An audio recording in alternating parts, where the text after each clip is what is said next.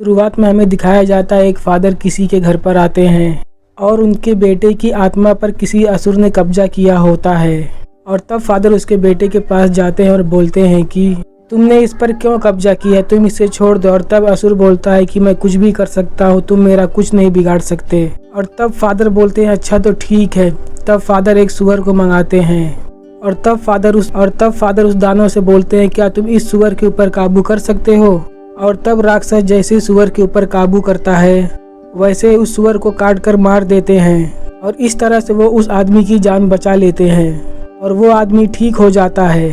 और फिर हम आगे देखें, एक फैमिली अमेरिका से इटली आती है और उनके पास बहुत बड़ा घर होता है और वो लोग अमेरिका से इसलिए आए होते हैं कि उसके पति का एक्सीडेंट में मौत हो चुका होता है। उनकी फाइनेंशियल कंडीशन बहुत ही खराब चल रही होती है। वो उस घर में आकर सोचते हैं कि हम इस घर को रिपेयरिंग करा के किसी को बेच देंगे ताकि हमें कुछ पैसे मिल सके और इस तरह से हमारी फाइनेंशियल कंडीशन थोड़ी अच्छी हो जाएगी। और आगे हम देखते हैं घर में रिपेयरिंग का काम चल रहा होता है। तभी वहाँ पर फादर एग्जेबल आते हैं और वो जूलिया से बोलते हैं कि आप लोगों ने यहाँ पर आने का फैसला लेकर बहुत ही अच्छा काम किया है। और आगे हम देखते हैं जूलिया की बेटी एनी वहाँ के एक वर्कर से सिगरेट मांगकर पीने लगती है और ये देखकर उसकी माँ उसको गुस्सा करती है और बोलती है अपने कमरे में जाओ। और तब एनी अपने कमरे में आती है और फिर एनी अपने कमरे में रहती है। तब उसकी माँ उसके कमरे में आती है और बोलती है तुम मुझसे इतना नाराज क्यों हो, मुझे पता है तुमको ये घर पसंद नहीं है लेकिन हम इस घर को रिपेयरिंग कराकर बेच देंगे और बहुत जल्द यहाँ से चले जाएंगे, तुम मेरा कुछ दिन के लिए बस साथ दो। और ये बोलकर एनी की माँ वहाँ से चली जाती है। और फिर आगे हम देखते हैं फादर फीडर को एक चर्च में बुलाया जाता है। उस चर्च के लोग उनके ऊपर एक मीटिंग रखते हैं और तब चर्च के लोग फादर को बोलते हैं क्या आपने हाल ही के दिनों में किसी को भूत बाधा से आज़ाद किया है। और तब फादर बोलते हैं ऐसा कुछ भी नहीं है, मैंने तो सिर्फ उसके दिमाग के साथ खेला है, उसे कोई भी भूत बाधा नहीं थी, बस उसका दिमाग खराब था। और तब चर्च के लोग बोलते हैं कि आपको कुछ भी करने से पहले इन चर्च के लोगों से परामर्श लेना जरूरी होता है, तो आपने क्यों नहीं पूछा हम लोगों से। और तब फादर बोलते हैं ऐसा कुछ भी नहीं है, वो तो मुझे इमरजेंसी में करना पड़ा था। और तब वहाँ के लोग बोलते हैं भूत प्रेत कुछ भी नहीं होता। और तब फादर बोलते हैं तो फिर हमें चर्च की क्या ज़रूरत है, ये सारे चर्च को बंद कर दो। तब चर्च के लोग बोलते हैं कि हम लोग उन लोगों को नया रास्ता दिखाते हैं ज़िंदगी जीने के लिए, अगर दोबारा आपने ऐसा कुछ भी किया तो आपको फादर की पोजीशन से हटा दिया जाएगा। और तब फादर फ्रेडी बोलते हैं कि तुमको मेरे बॉस से बात करना चाहिए जिसने मुझको फादर बनाया है।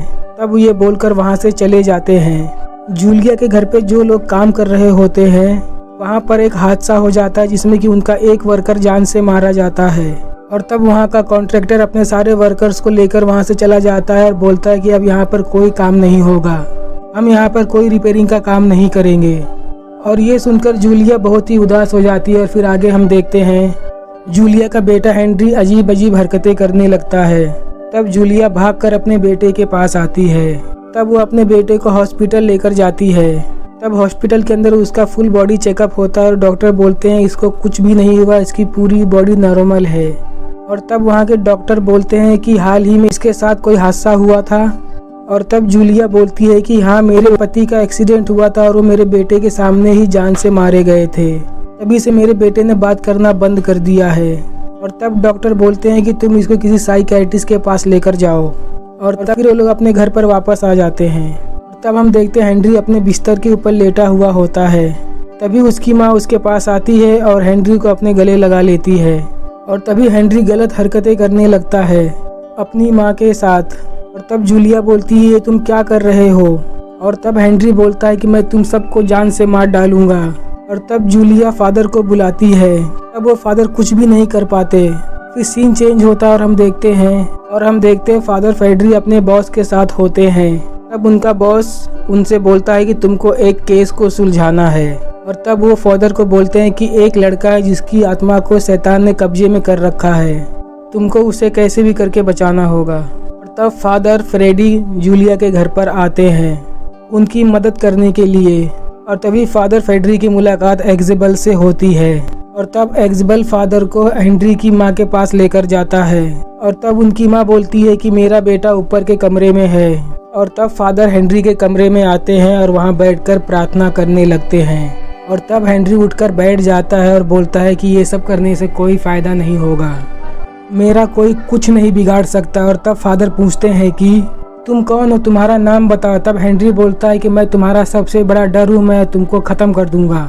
और तब फादर बोलते हैं तुमने इस मासूम के ऊपर क्यों कब्जा किया हुआ है। और तब हेनरी बोलता है मुझे मासूम लोगों को कुचलने में बहुत ही अच्छा लगता है। और तब फादर बोलते हैं तुम इसको छोड़कर चले क्यों नहीं जाते। और तब हेनरी बोलता है कि तुम मेरा कुछ नहीं बिगाड़ सकते और मुझे सब कुछ पता है। और तब फादर बोलते हैं अच्छा तुम मेरे बारे में बताओ, तुम क्या जानते हो। और तब हेनरी फादर के बारे में सब कुछ बता देता है। ये देखकर फादर बहुत ही डर जाते हैं और वो उस कमरे से निकलकर बाहर आ जाते हैं। और तब फादर एक्सेबल से बोलते हैं जब तक हमको इस राक्षस का नाम नहीं पता चलता हम लोग इसको नहीं हरा सकते। तब फादर उसकी माँ के पास जाते हैं कुछ बात करने के लिए। तब फादर जूलिया से बोलते हैं तुम्हारा बच्चा शैतान के बस में हो चुका है और उसको सिर्फ ईश्वर ही बचा सकते हैं, इसीलिए तुम प्रार्थना करो, इसे बोलो कि वो तुम्हारे बच्चे को सही सलामत रखें। फिर आगे हम देखते हैं एनी हेनरी के कमरे में आती है और तब हेनरी एनी को बोलता है कि मैं तुम्हें खा जाऊंगा। और ये सुनकर एनी कमरे से बाहर भाग जाती है। तभी एक फ़ोन आता है और फ़ोन पे बात करती है तो उसके पापा कॉल करते हैं जो कि मर चुके होते हैं और वो बोलते हैं कि तुम सब मरने वाले हो। तब एनी ये सुनकर बहुत ही डर जाती है और भागते हुए अपनी माँ के पास जाती है और बोलती है कि मैंने पापा से बात की और बोल रहे हैं कि तुम सब मरने वाले हो। और तब फादर बोलते हैं कि शैतानी शक्तियाँ रात में बढ़ जाती हैं, इसीलिए तुम सब अपना ध्यान रखो। और तब फादर एक्सेबल के पास आते हैं और फादर एक्सेबल से बोलते हैं कि हमको उसको हराने के लिए उसका नाम जानना बहुत ज़रूरी है, जब तक हम उसका नाम नहीं जानते हम उसे नहीं हरा सकते।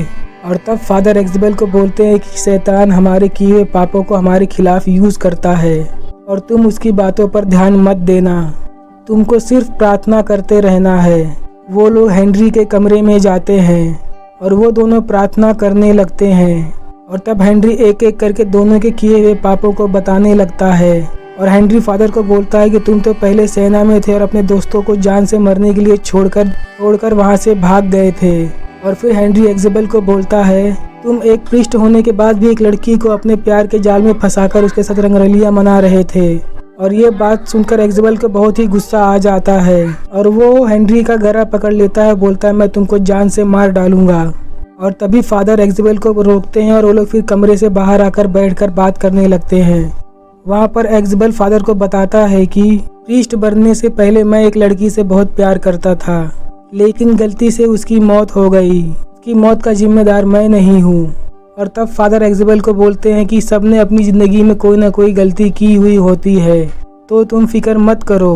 और फिर एक्सेबल हेनरी के कमरे में आता है उससे बात करने के लिए, लेकिन तभी हेनरी एक्सेबल का कान काट लेता है और दूसरी तरफ शैतान एनी और जूलिया के ऊपर भी हमला कर देता है। और दूसरी तरफ फादर उस शैतान का नाम जानने की कोशिश करने के लिए घर के निचले हिस्से में जाते हैं और तब फादर को एक कुआं मिलता है। तब फादर उस गुफा में देखने की कोशिश करते हैं कैंडल जलाकर, लेकिन वहाँ पर बहुत जोरदार धमाका होता है। और फिर फादर घर पर वापस आ जाते हैं।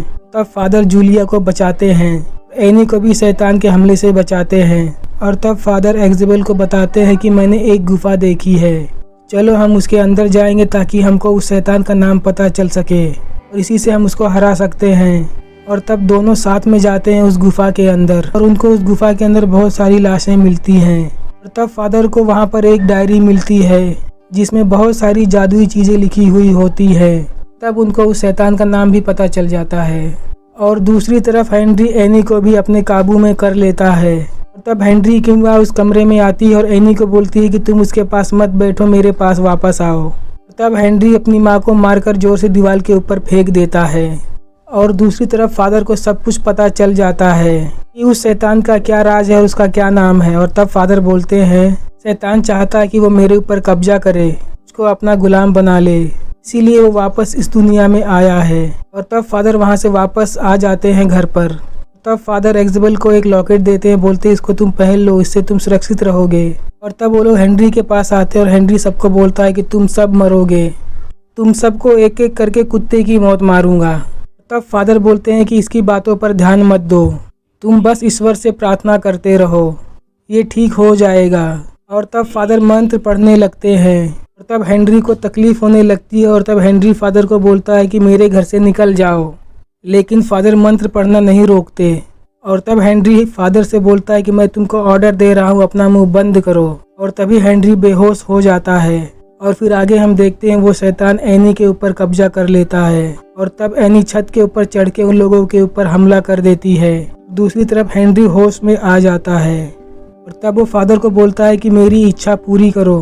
और तब फादर उसको इनकार कर देते हैं और तब वो फादर को मारने लगता है और एनी भी उसकी माँ के ऊपर हमला कर देती है। इज़ाबेल को फांसी लगाने की कोशिश करने लगता है। हेनरी फादर को पकड़ लेता है। फादर कुछ भी नहीं कर पा रहे होते हैं। एनी अपनी माँ को बोलती है तुम सब मरोगे।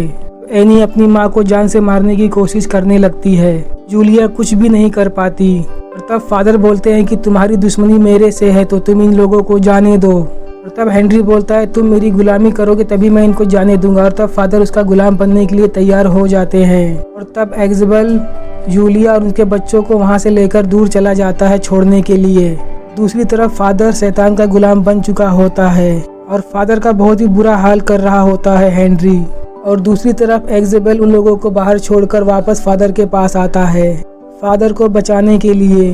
और तब इज़ाबेल देखता है कि फादर पूरी तरह से शैतान बन चुके हैं। और तब फादर इज़ाबेल से बोलते हैं कि तुम यहाँ से चले जाओ, मैं शैतान बन चुका हूँ। और तब इज़ाबेल फादर से बोलता है कि तुम प्रार्थना करो, आप जरूर ठीक हो जाओगे।